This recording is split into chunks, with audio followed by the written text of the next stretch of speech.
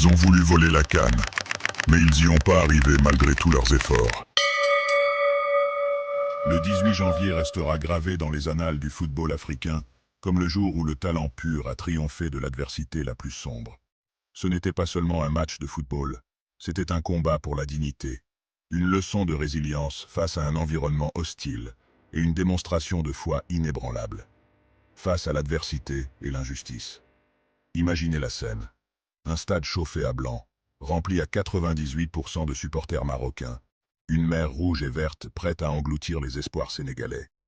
Dès les premiers instants, le Sénégal a dû se battre contre plus que de simples adversaires. Un but parfaitement valable nous est refusé sans raison. Une décision inexplicable qui aurait pu briser le moral de n'importe quelle équipe. Un pénalty généreusement accordé au Maroc pour un duel entre Brahim Diaz et El Hadji Malik.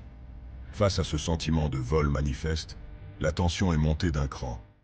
Le coach Pape Thiaw, dans un geste de protection envers l'intégrité de ses joueurs, a ordonné de quitter le terrain. Le monde retenait son souffle. C'est dans ces moments de chaos que naissent les légendes. Sadio Mané, avec le calme et la force qui caractérisent les plus grands, a pris ses responsabilités. « On va jouer comme des hommes », a-t-il lancé à ses frères d'armes.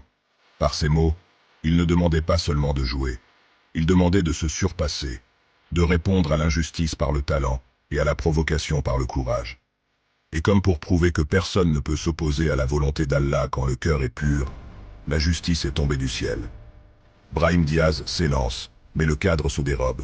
Pénalty raté. Malgré les tentatives de déstabilisation, malgré le vol symbolique de la serviette de notre gardien, le Sénégal est resté debout. Le dénouement fut à l'image de notre nation, noble et persévérant.